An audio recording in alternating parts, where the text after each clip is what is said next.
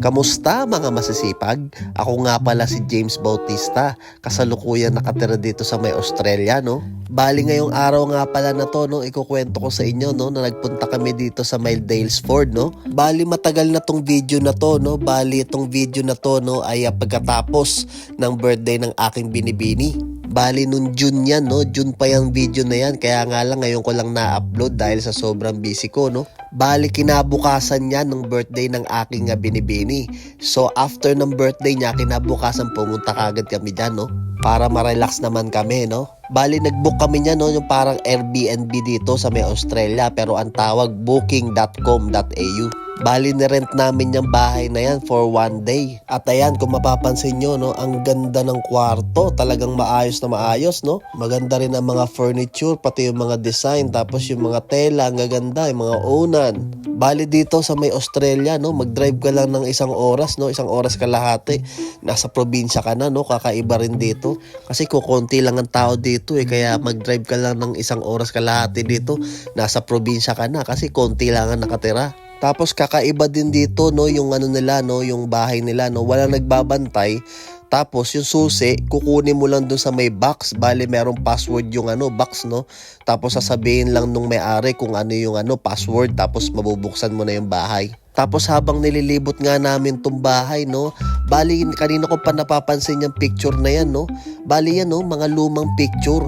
Tapos merong malaking babae na letrato nandiyan, no, sa pader na yan. Hindi ko talaga alam kung sino yan, no, pero hindi na rin namin tinanong. Siguro baka yan yung talagang may-ari, no, nung bahay na yan. Medyo nakakatakot, no, kasi nilagay dyan sa may pader, no, tapos hindi naman namin kilala yan, tapos nandiyan sa pader yung picture nila. Bali nung nakita ko yung picture na yun, no, kinagabihan, no, hindi na ako nag-toilet niyan, kinabukasan na ako nag-toilet kasi kinakabahan ako, no, natatakot ako baka magparamdam yung nasa picture. Ako pa naman, no, maniwala kayo sa hindi, no, talagang nakita na ako ng mga nagpaparamdam na yan, no, yung mga white lady na yan, black lady na yan, no, nakita na ako yan, kaya naman nervyoso talaga ako pagdating sa mga ganyan na katakot na bagay, no. Tapos ayan, no, bali sinimulan ko na ipasok yung mga gamit namin mula sa sasakyan. Hindi naman masyadong maraming gamit yung dala namin dyan, no, kasi 1 araw lang naman kami. At saka malapit lang naman yan sa bahay namin, 1.5 oras lang. Bali trip talaga namin na nga binibini ko yan, no, yung pupunta sa isang lugar tapos magre-rent kami ng bahay or hotel at doon kami matutulog, no. Bali ewan ko ba, iba yung pakiramdam namin pag natulog kami sa ibang bahay or ibang kama, no. Talagang feeling namin talagang nasa bakasyon kami kaysa yung parang uwian, no. Tapos ayan nga, no, bali bumili kami ng dyan, ng cooler. Tapos nilagay namin dyan yung yung mga handa ng aking binibini kinagabihan, no, sa birthday niya. Kasi itatry namin ubusin din yan kasi sayang din naman yan kung iiwanan namin sa bahay. Mapapanis lang yan doon, kaya naman pagsasama-saluhan na namin yan. What? Tapos ito nga pala yung fridge nila, no. Bali medyo may laman ng konti, meron pa laman, tapos merong butter dyan, tapos meron ding gatas, no. Hindi na rin namin binawasan yan, no, kasi medyo baka kami dyan, di kami sigurado, no. Baka mamaya kung sino-sino na yung sumausaw dyan. Tapos ito yung nila, no, yung bread toaster nila, no. Tapos meron din dyan na coffee maker, mga masisipag, no. Bali high-tech din dito sa bahay na to, mga masisipag, no. Tapos may mga palibre pang mga asukal dyan, kape, tsaka gatas, no, mga masisipag, no.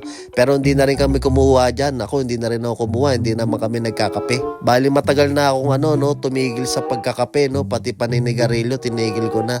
Kasi nare-reflux ako Kaya matagal-tagal na simula nung huli ako nagkape, mga masisipag, no. Siguro mga 2-3 years na, no, simula nung tumigil ako nung paninigarilyo tsaka pag iinom ng kape. Bali ang napansin ko lang talaga dyan sa bahay na yun, talagang napakaayos, no. Tingnan nyo naman yung yung lamesa nila, meron pa dyan yung may tela, no, placemat, tapos ayan, no, may mga libre pang pagkain, yung may mga dyan, nuts, tapos chocolates, tapos yan, mga sausawan, mga palaman, nandyan din. Yun nga lang, yung yung creepy dyan, yung yung picture, sa sa pader, no. Feeling mo pag kumakain ka dyan, parang pinapanood ka, tapos black and white pa.